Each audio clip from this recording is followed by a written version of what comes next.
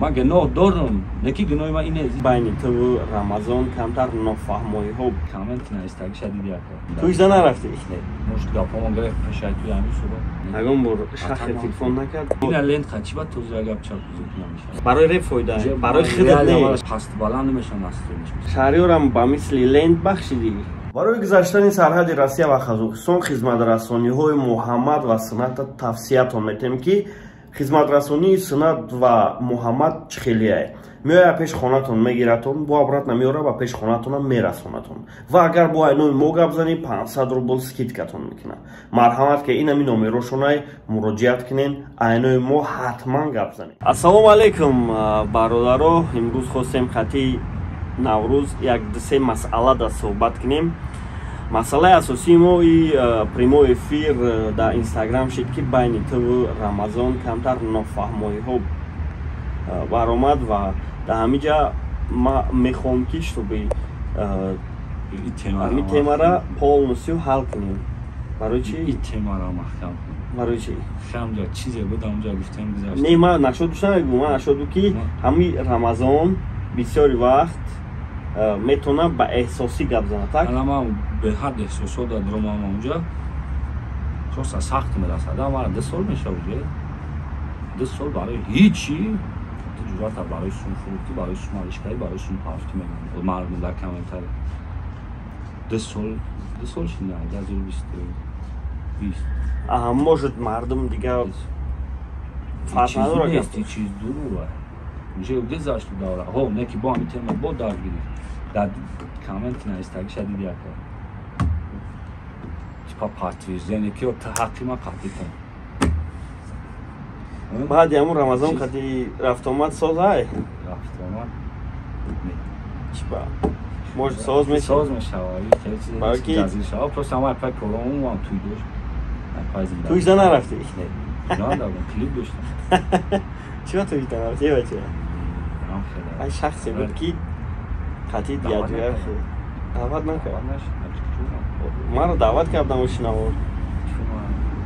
مشت گپامون گرفت پشت توی همین شده یکی های بیمان است بوم بگو ما گپ شبه یک 2 سال شده یک کامنتر را یعنی سببی ولی در توی دعوت نکردنش این چیز تا پروستا همون پریمو افیر ده عصباش خراب کردن مشت همون چیزی بود نکی نه رو توی همه کرد سیاست که چی میگن تنظیم یا دوره ما یعنی نول گرام فرار نمیکرد در باید میکرد این خیلی چیزی بیاد تگذار این تیما رو بگو بیام احسام کنیم برای ما چی گپ رو در افیر گفتم گپ دو گپ میداشت گپ میزد تمام راه‌های درآمد پولی دو نمود میشوند پاسیونی و اکتیونی. اکتیونی هم خیلیه که تو فقط باید در کار حضور داشته باشی یعنی پاسیونیش همیه که تو یکم عکس میخری یکم خیلی تریدینگ در اشتراک میکنی و او سوم خودش کار کردن میگیره.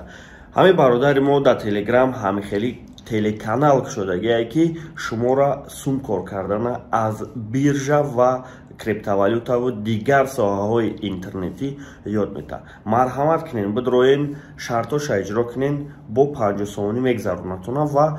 ویرایت نساسه که روزش ده ای 500 سوم تا 2000 سومانه کار کنین. این همین تلگرام در کامنتاری هم ذکر پیت کردگیش دیگه.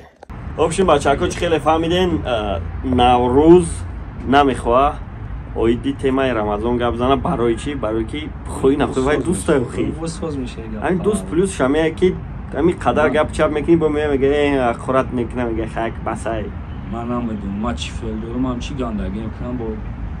ما کوشش میکنم مطلب کنم اگر خدمت اپرادت کنی دوش ندارم تو چه خیلی که ما شاهیدم پروست در گپای دروغ هم که نسبت من گپای دروغ که هستم و با سخت میرسم میخوام در کذت میگم این کاری ما نیست همین ما نیست همین استرس دارم نه من گناه دارم نکی گناه ما اینه چیزی نیست ما در فراموش کردن همین چیزات مینوس نیست برای که خیلی رزولتات آشتیتون قطعی لند به نهایت زور شد این شما این لند قطعی با تو زرگب چاپ زشید او رام رنگی تو مونان خیلی همین صلح بس تمام چی داره او میسور چی نم داره پرینسیپای چه داره پست بالا نمیشن است هر وقت هر خیلی نیست یا خیلی معتدل میگن خانم با این در کارش من چیکار است هم خودم رفتم شهریارم با مثل لند بخشیدی شهریار بودم تو سباق شدیم خیلی لند خاطر مثال یا جو پارو زدن یا جو خیلی شتان کردن مثال اگه آرزو میگن حواس میگن نه خیلی مثال همین حالتا شوا اتاز نمیکنی مثلا خود خسان میشن نه من بعدی خزه 20 خاطر دیگه خسان نمیشه بعدی خزه 20 شهریارت بخشیدی شهریار قدمه تا مثل لند قبولش کردی خیلی کردی رنگ لندم خیلی معتدله ما همه را کام значит همه خیلی خیال میکنی که نرمال نیست اونم بود میبینیم چیکار میکنم بود مثل بخیر ما میفهم که چیکار کیسه کی اتا گندگی در این سوها باید قطعیش کنه اول برای که بخوایم نخوایم قایق کشتی دایم با بسیاری هم نیستیم ماکسیموم ای خط بالا ساعت بالا به زیاد نیست یا در نظر یا دامه تو هم بالا داشتگه چیه او همین چی بالا و خواهیسون نیستم خطیم هم سال هم وقت با کشیش میکنم دوستی شود باید رفت اومد شود اینکه اکثریت چگو چاپانه میفهم دیگه خیلی اگه بر شخص تلفن نکرد بگه که خیلی بخشیش بیا عجایب شیم نه پروستا بخشیش نشه دولی هم قبول نکرده فهمو خطی جهانگیر چی رفت آمد دورین خوجم دا چکو میکردین ما خیلی که بدونم کلیپا چی مقصد کلیپی هفته همه برویا ما روز شنبه پرتم شو شنبه هفته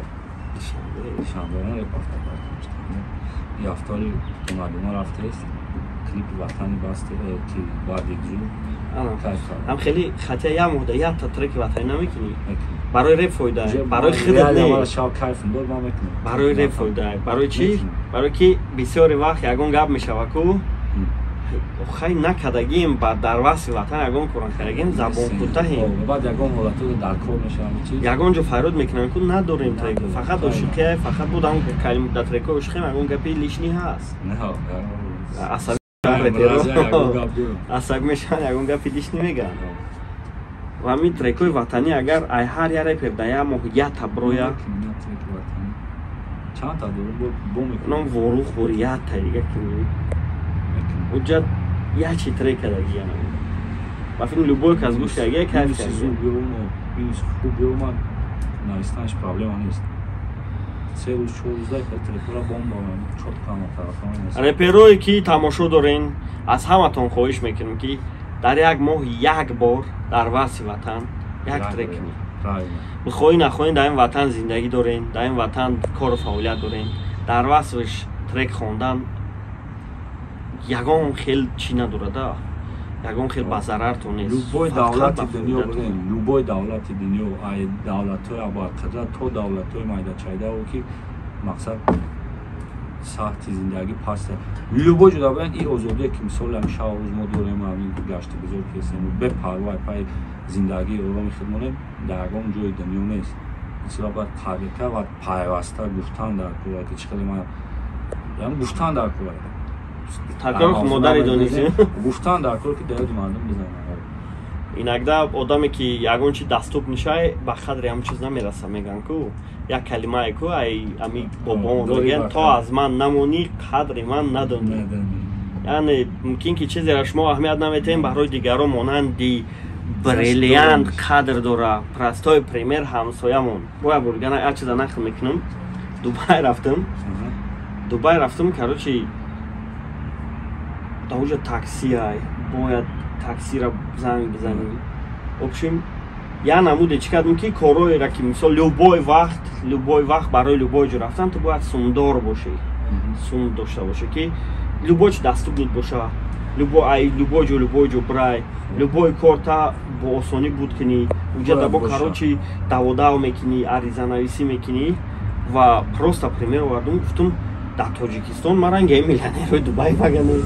چی کاره مثلا لوبای جدا تا لوبای ماشین من نگنیشت میبره لوبای ماشین در اونجا خیلی گپ نیست مثلا تو باوری داری که یگان کسره یگان چی نمیزنه خیلی اوورینی که از یگان کس میگه یگان شپلو خود نمیزنه در اونجا خیلی هر یک ملت های هستن که ویرانس هستن که یگانش از